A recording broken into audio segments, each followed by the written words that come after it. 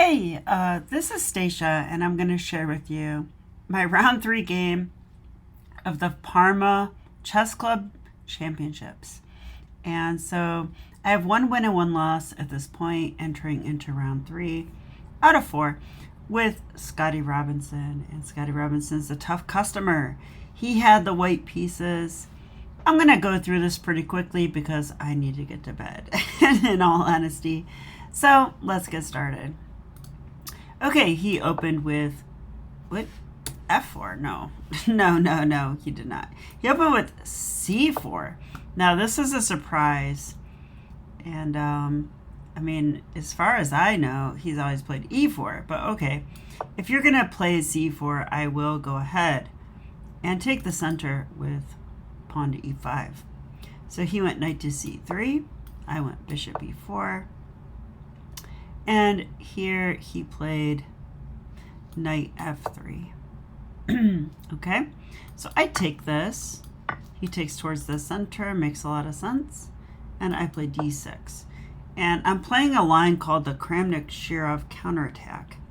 My understanding of this line is that we're going to take that knight for a couple of different reasons. Number one, we're trading off our dark square bishop to play for the light squares. And number two is that we're going to play for the D5 square, right? Like the knight guards D5, so we capture it, and we can now more easily play for D5, maybe E4 even, but light squares.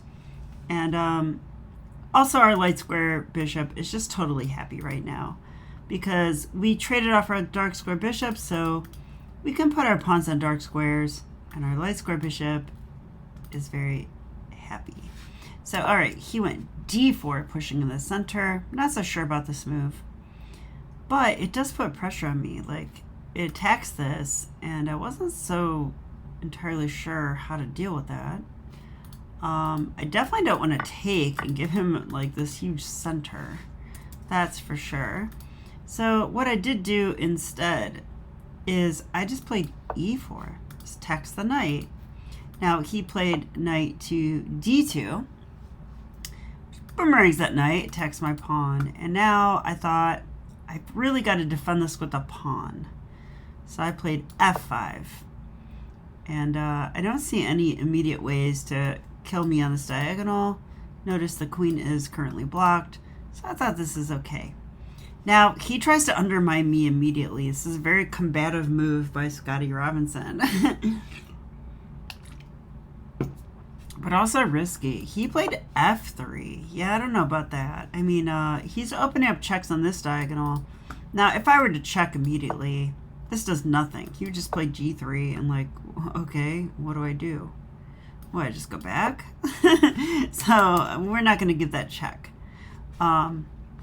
I could also take, but I'm not so sure about this either. Like, number one, he could take with the knight and then still play for E4 is one thing I thought. I can't play F4 immediately because he would take it. But another thing is that if he takes this way, I mean, maybe he could play F4, G3, bishop G2, and like the white center looks amazing. So I wasn't too excited about taking, although it's probably an okay move. Instead, I played a little more combatively. I played knight to F6.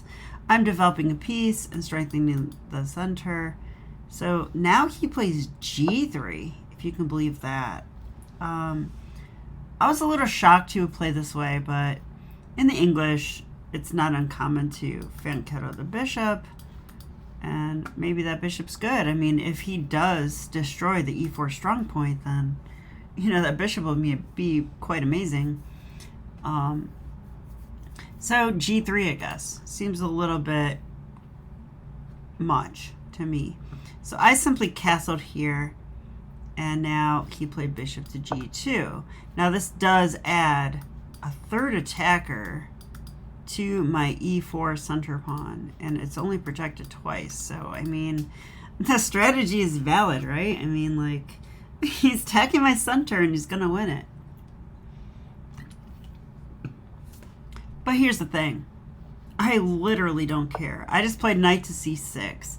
Okay, if you guys know me by now, and hopefully you do, then you would know that I love to sacrifice pawns. I do it like it's my job. Probably because it kind of is my job.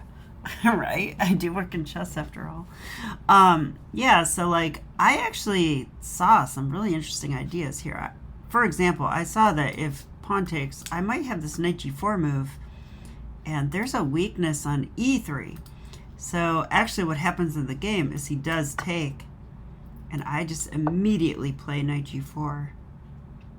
And this is an annoying move, right? It's annoying because I'm threatening to possibly drop my knight on e3, which attacks the queen and the bishop. Now that queen cannot protect the bishop, so good luck with that. So that's basically what happens. Now Scotty, to his credit, he found a solution. He played e takes f5, which I didn't see. So I was like, what is this?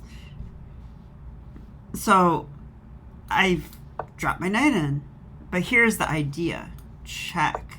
He removes the bishop from danger. Now the bishop is protected by a pawn, and it's check, by the way. It's a pretty forcing move. So if I take, I think I'm just much worse now because I'm 2 pawns down at this point and my knight's attacked. So, you know, good luck. That's all I could say. So that's not an option. After here and check, I just play king h8. Just a very nice, calm move.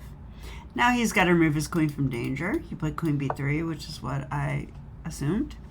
And now I have a couple options. I can take on f5 immediately, or I can play knight to a5. These are my main 2 options. After taking in this, attacking here, I wasn't so sure, so I didn't go for this one. I actually went for knight to a5, and I don't have the engine on, but I think knight to a5 is quite interesting. It protects this point on b7, which is currently attacked by 2 things, but it also attacks the queen, so it comes with tempo. Now you might be thinking, well, Stacia, that's great, but your knight's loose, and knights on the rim are dim. So why not just here, like queen a4, attack your knight? Well, yeah, well, guess what? I saw that. I mean, against this, I was planning 2 things. I was planning either c6, which would protect the knight and attack the bishop, or I was planning bishop takes f5. Now, I will tell you that I landed on bishop takes f5. That hangs my knight, but I knew that because now I'm on c2. So check here, and I grab that rook. Okay, so now we're the ones up material around here. But I feel like the dynamic of the game is very interesting. It's one that I have played in other games, and I think it's a very interesting sort of a theme that sometimes you can grab a rook in the corner, and then the entire game hinges on the question, can the knight get out or not? That's basically all it is, and I call it knight extrication. I think I got that from John Bartholomew. Shout out to John Bartholomew. He's awesome. International master. I had 4 lessons with him back in the day. All right, so yeah, if we can get this knight safely out and get him back to, I would say e3. E3 is like our only safe square. Then I think we're like borderline just winning, but definitely better. But if we lose the knight, then who knows, right? I mean, if we lose the knight for nothing, then we're probably just lost. But if we lose the knight and we get some sort of compensation, activity, pressure, or chances to rescue it, then I think it's a game, and maybe black will be better. So after knight takes e1, my opponent understood this, and he played the best, well, what I thought was the best move, bishop e4. Let's call it the most combative move. Makes a lot of sense. He blocks the diagonal, right? That knight can no longer come to c2. If it did, he would just simply take it, right? And if I take, I mean, this is nothing. So So this move does seize the diagonal, and it also makes a threat of possibly capturing that bishop because he does have 2 pieces on it now. So this was a key moment in the game. I would call this a critical moment. I've got to figure out what to do here. And I came up with a move that I thought was good. And I'm going to check with the engine now. Wow, looks like I didn't find the right move. The engine likes b takes e4. Wow, I did not see this. But I think I understand it a little bit. My move was queen d7, and it's giving only a slight edge for black. White can find the correct move here with queen to b5, which my opponent did not find. That offers to trade queens, but it also attacks and it stops us from playing queen a4 check, which is a theme that happens in the game. So I play queen d7, and part of my idea was queen a4 check, right? So like part of my idea was b6 also. And part of my idea was that if they take, I can now take with a rook, which is a tempo on that queen. So it turns out that queen b5 is the best move. I was a little worried about this. I analyzed with National Master Bill Wright after the game, and he mentioned that, you know, so what? Like he was going to just go here. Okay, and I thought maybe a5 because if takes, well, actually, what do I do here?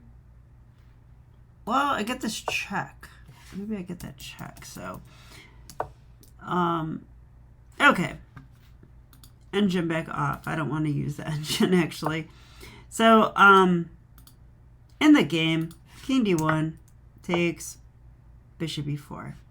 And here I decide on queen d7. Now, this is a bit of a slow move, but I calculate everything out, and I also realized that I'm threatening b6, and it's really hard for him to stop both my threats, if that makes any sense. One of my threats is to take, and play queen f5. I thought this is one threat, because if I do that, I seize the diagonal and I can play knight c2.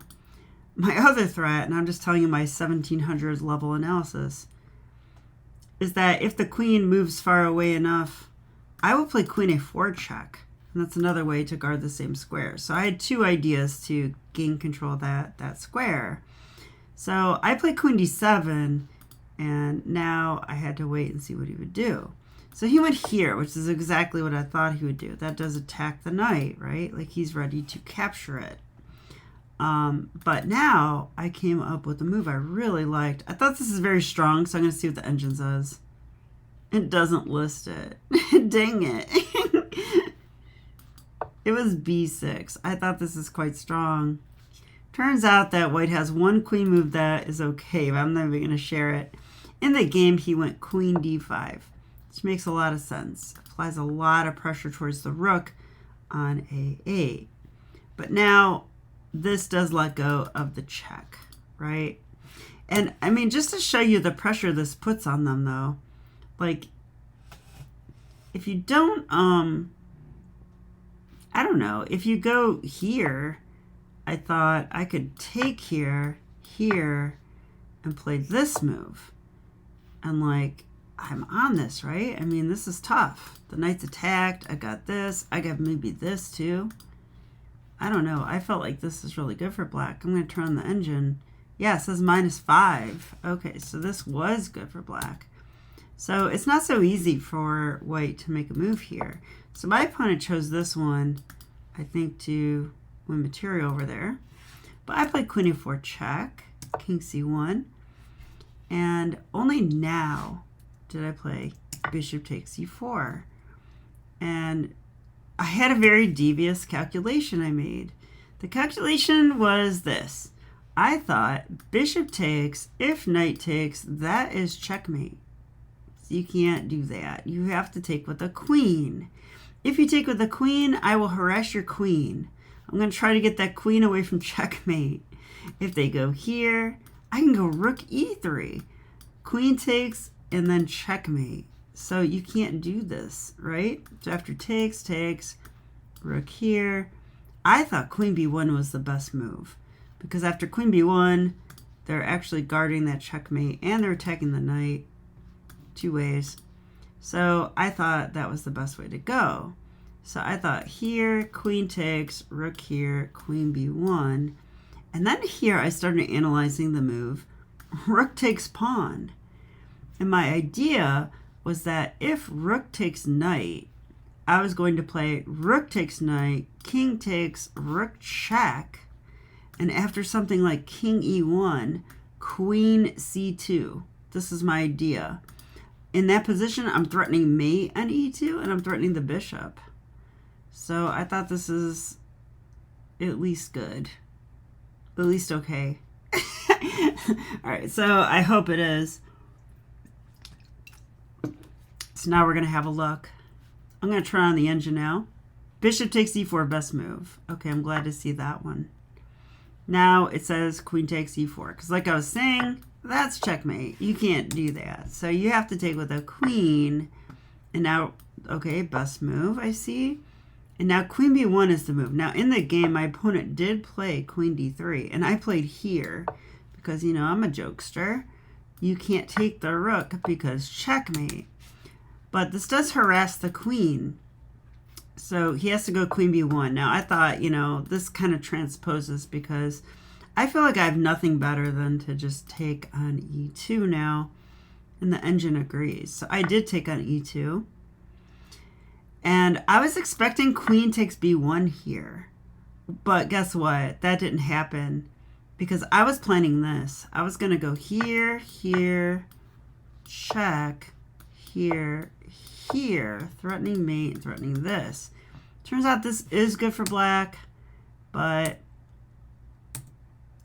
they actually, king e3 was a stronger move here. Engine says black's only slightly better. Okay, whatever. After rook takes e2, he played bishop takes a1. I was a little shocked. I was like, oh no, I didn't look at this one. I kept thinking about queen takes. I didn't even think about bishop takes. But here, I can just play here. And like, the funny thing about this position to me is that I couldn't make my pieces more active if I tried. Like, they are so active. They're so incredibly active. Like, I have major, you know, x-rays on c2. My rooks are doubled on the second rank. My queen could possibly check as well. Like, my queen could take a pawn after takes. Like, there's just so many threats. Like, they're the most active pieces ever. So I'm down a little material, but my pieces are so active. And let's look at the white pieces, shall we? This bishop's in the corner and blocked. This queen can barely move. This king is unsafe. This knight's attacked. And this rook has never moved. So I would think black's much better here. And turns out that is true. So he went rook d1, which is probably a move that he planned way ahead of time. Because how else are you going to protect your knight? You got to protect it. And sure enough, there is a winning move here. So if you want to pause your video, go ahead and do so now. Now I can tell you, I thought about sacking my queen. I thought it didn't work. But guess what? This does work. Okay, let's say they take, check. I wasn't so sure about this. I thought if here, here, here, like, am I winning or not? That's what I thought. Engine says we're absolutely winning. We just start taking a bunch of pawns. We take this pawn, we take this pawn. We just take a million pawns. Okay. That's fair, but when there's a queen and a bishop left, I'm not so confident. Yeah, but instead of that, I played this move, rook takes d2. And this is, you know, the winning move. I'm going to call it brilliant because it does win. And the idea is that they cannot take with a king, obviously, and they just lost a piece. So if you take back this way, we have check. And now if they go here, we go here. I mean, or do we? Maybe we do this one. This one seems better, actually. Like here and check and here. Okay, this is definitely winning. So, so the idea is that they can't do this. They have to go here, and then we take same sort of thing. And then king takes b1. And, all right, they've got a rook and a bishop against my queen. And they also have 1, 2, 3, 4, 5, 6 pawns. We have 1, 2, 3, 4, 5, 6 pawns. A queen is worth 9 against 2 pieces that should be 8 together. But these pieces are passive. And you know what else? We can win a pawn back right now with queen takes c4. So this is what happened in the game. Oops. Oh no. Hang on a second. There was bishop b2. Yeah, right here.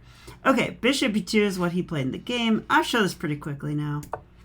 I play king g8. I mean, the only counterplay he has is like here and checkmate. So let's just stop that. So king g8. He goes there. I play a5. And my strategy, and I have no clue if this is best, but my strategy was to restrict the bishop and the king. The way I wanted to do that is I wanted to play a4 in order to get a pawn to c4. And I thought if I did that, I control these 2 squares, which are trapped in the king, but also the bishop cannot move because the pawns cannot move. So that was the idea. I was trying to create a bind. So he goes here, and I play a4, first step of the bind. I go here, second step. I take with a b pawn because I want to push this pawn to b4 and eventually maybe play here and get a passed pawn. But I also thought I could maybe pick off these pawns and then push these ones. So in the game, it's kind of what happened actually. Check. I grab a pawn because he can't really, well, can he? Oh, he can take, but I thought I'd take here. And if he goes here, I go check, here, check, and h5. And here, a cheeky little move, right? Because if he does take it, I'm going to play check. That's a fork. So you cannot take the pawn. So instead, he blocks it with a bishop, but I can just push it. He goes there, I push again, I'm protecting it. He goes there, attacking it. But now I just have check. There's that same fork. But there's nothing he could do. And then he tried to trick me at the end. So like,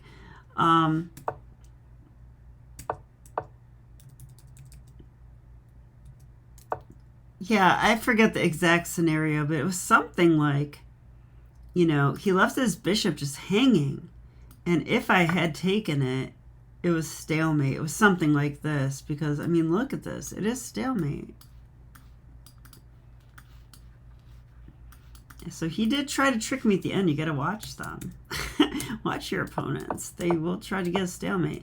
But I knew better. My intuition said I should keep checking and that I would win, and it was true. So it wasn't this exact thing at all, but it was something similar where I went on to win the game. So I hope you guys enjoyed the video. I'm not going to do further analysis because I'm too tired and it's time for bed. But I hope you enjoyed it, and I'll be back with more chess. See you then. Okay, bye.